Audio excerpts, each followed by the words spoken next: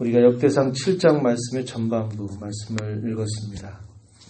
1장부터 9장까지 계속되는 계보에 대한 소개가 주어지고 있다 말씀을 드렸는데, 오늘 우리가 읽는 이 7장의 내용에서는 요단 서편에 있는 여러 지파들에 대한 소개들이 등장하는데, 여기서 특기할 만한 사실은 뭐냐면 이 단과 스불론 지파에 대한 안내가 없다라고 하는 것입니다. 오늘 우리가 읽은 이 7장의 내용에서 요단 서편에 있는 여러 지파들에 대한 소개 가운데서 이사겔, 베냐민, 납달리, 므낫세, 에브라임, 그리고 아셀, 이렇게 소개가 되고 있는데, 이 빠진 지파가 이 단과 스불론 지파에 대한 소개가 빠져 있다 한 것입니다.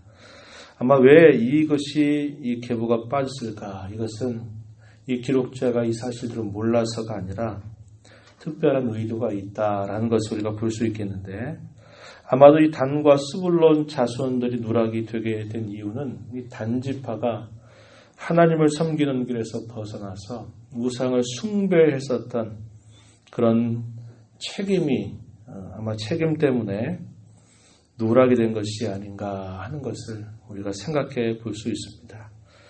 그래서 그것을 두 지파를 제외한 나머지 지파들이 쭉 소개가 되고 있는데요. 이사겔과 이 베냐민 자손들을 이어서 보면 1절부터 12절까지 이 내용들을 보게 되면 이들에 대한 예언은 역시 야곱이 그의 생애를 마치면서 12아들에 대한 예언적인 그런 기도, 그런 기도에 따라서 그들의 미래가 주어지고 있다는 것을 우리가 볼 수 있겠는데요. 이 이사갈과 베냐민 자손들은 큰 용사들, 하나님을 위해서 큰 용사들을 배출을 하기는 하지만, 또 그들이 번성을 누리기는 하지만, 하나님께서 그들에게 주셨던 그런 삶 속에서의 기회들을 잘못 사용을 하게 됨으로써 그들의 모습들이 초라해져 가는 그런 모습을 우리가 볼 수 있게 됩니다. 예를 들면 다윗 앞서서 있었던 이스라엘의 초대 왕이었던 사울 같은 경우 베냐민 지파 출신이죠. 이 베냐민 지파 출신인데, 사울이 결국 개인적으로 다윗을 싫어해서 그를 오랜 시간 동안 죽여가는 일들을 하였고, 또 그런 자신에게 주어져 있는 이 기회들을 바르게 쓰지 못해서 하나님 앞에 불법적인 제사를 드린 이라든지 하나님의 뜻을 저버렸던 그런 모습들을 우리가 살펴보면, 결국 이 사울은 자기뿐만 아니라 그의 왕국을 세워가는 과정 속에서 다윗 왕국, 이 다윗 왕국에 대해서 방해자 노릇을 하는 그런 잘못된 그런 모습을 보였습니다. 그래서 지금 이 역대기가 계속적으로 강조하고 있는 것은 하나님께서 다윗과 맺은 그 언약, 다윗 왕국과 그와 맺으신 언약에 계속적으로 언약이 이어지고 있다라고 하는 것을 강조하면서 포로로부터 돌아온 하나님의 백성들에게 그들의 정체성이 무엇인가를 소개하는 그런 과정이기 때문에 이 다윗 왕국을 대단히 강조하고 있는데, 이 사울이 세운 왕국은 이 다윗 왕국을 결국 방해하는 역할들을 했던 것을 우리가 알게 되는 것입니다. 결국 그들에게 주어졌던 기회들을 잘못 사용함으로써 안타까운 그런 모습들을 보여주고 말았다라는 것을 우리가 살펴볼 수 있게 됩니다.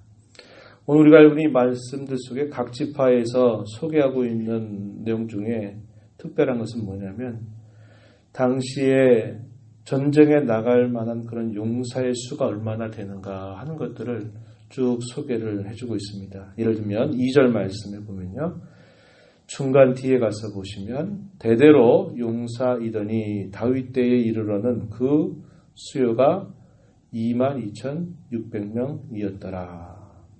또 5절, 4절 먼저 가서 보시면요, 그들과 함께 있는 자는 그 계보와 종족대로 능히 출전할 만한 군대가 36,000명이다. 5절에서는 그의 형제 이사갈의 모든 종족은 다 용감한 장사라.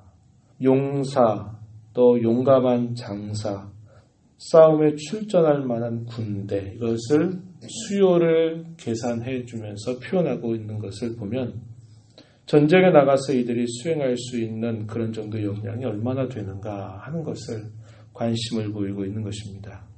하나님의 나라 혹은 하나님께서 세우시는 그 나라를 위해서 싸울 만한 그런 군사들을 과연 얼마나 내고 있는가 하는 것들을 중심으로 각 지파를 기록하고 있는 것이죠.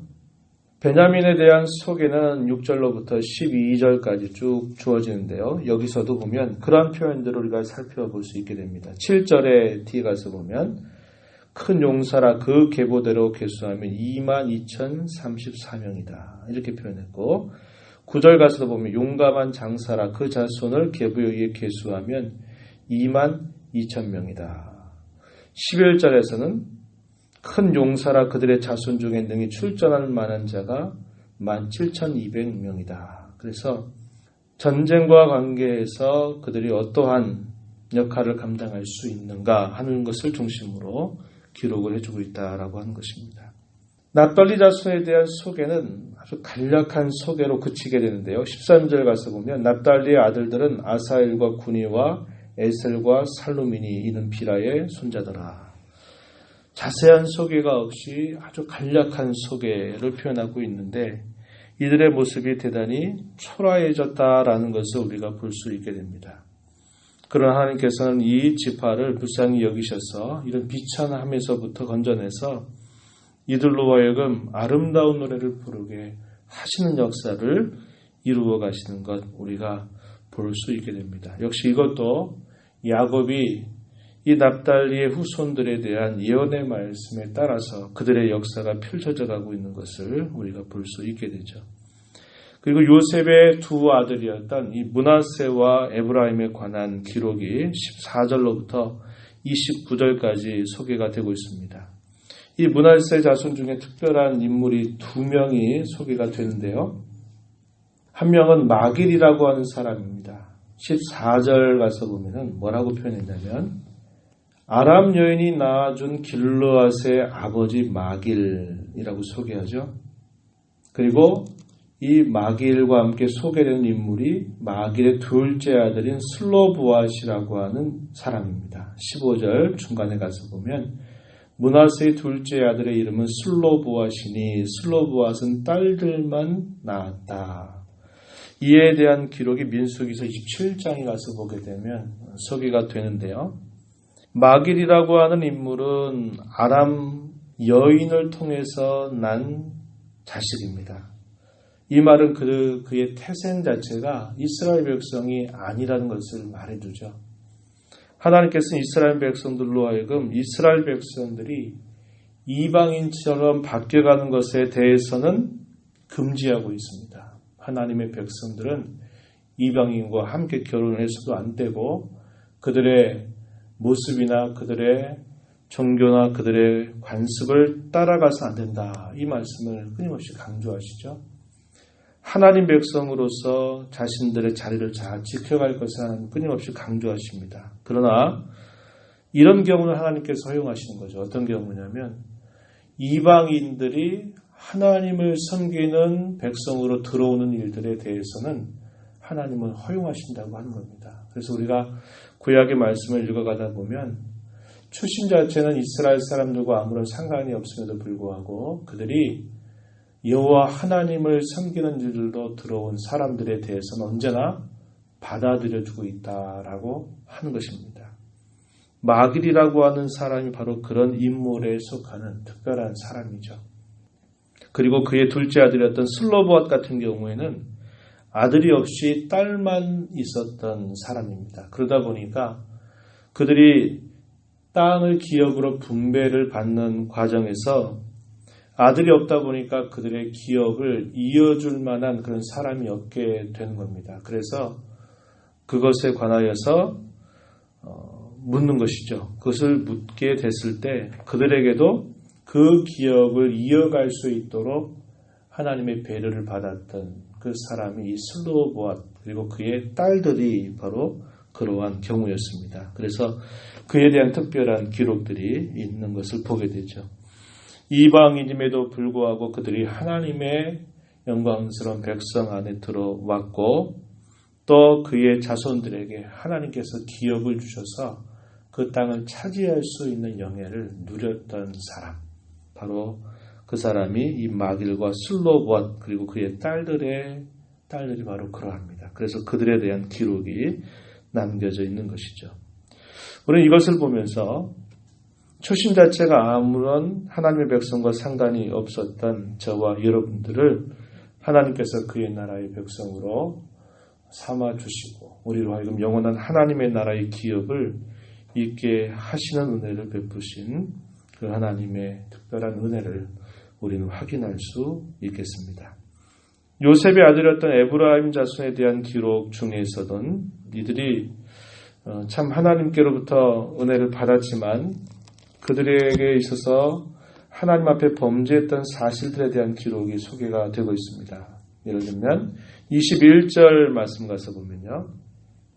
중간쯤에 그들이 가드 원주민에게 죽임을 당하였으니 이는 그들이 내려가서 가드 사람의 짐승을 빼앗고자 하였습니다. 그 일로 인해서 23절 가서 보면요. 그 집이 재앙을 받았으므로 그의 이름을 부리아라. 하나님께서 부리아라고 하는 아들을 주시지만 재앙 가운데서 그 아들을 주셨다고 하는 겁니다. 그 지파 가운데서도 특별한 한 인물이 소개가 되는데 바로 눈의 아들이었던 여호수아에 대한 기록이 표현이 됩니다. 27절 말씀에 그의 아들은 눈이요 그의 아들은 여호수아더라. 가나안 정복 전쟁에 있어서 아주 큰 역할을 감당했던 이 여호수아가 에브라임 지파의 자손이었다라고 하는 것입니다. 그들이 하나님 앞에 범죄했음에도 불구하고 그들의 후손 가운데서 아주 걸출한 인물이 태어나도록 하나님께서 은혜를 주셨다라는 것을 말해주고 있어요. 이렇게 이러한 기록들을 우리가 쭉 살펴보면서 우리가 확인하는 것은 자신들에게 주어져 있는 그런 삶의 기회 속에서 그들이 얼마나 하나님을 섬겼는가 하는 것에 따라서 그들의 미래가 어떻게 결정되는가를 우리는 보게 되는 것입니다.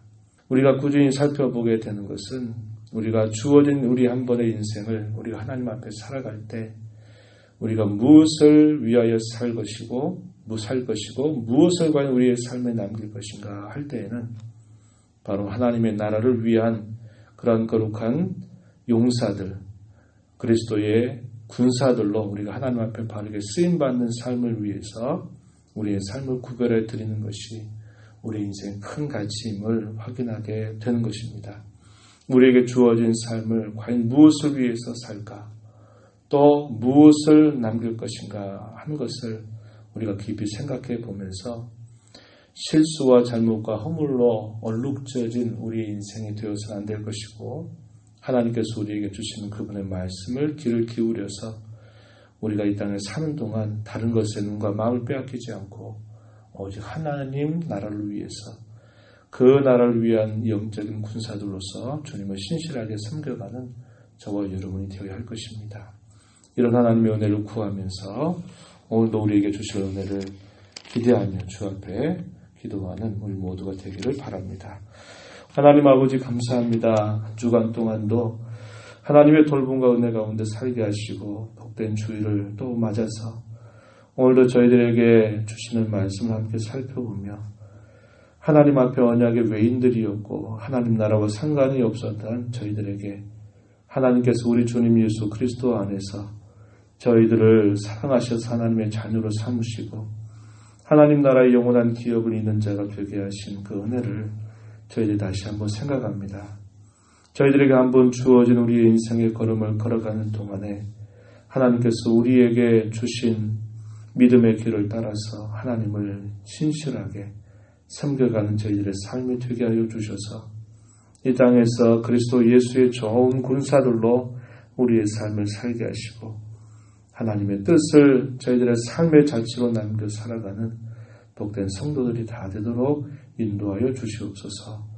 은혜의 보좌 앞에 나와 간구하오니 저희들을 용납하시고 기도 가운데 저희들을 만나주시기를 비우며 예수님 이름으로 기도하옵나이다. 아멘.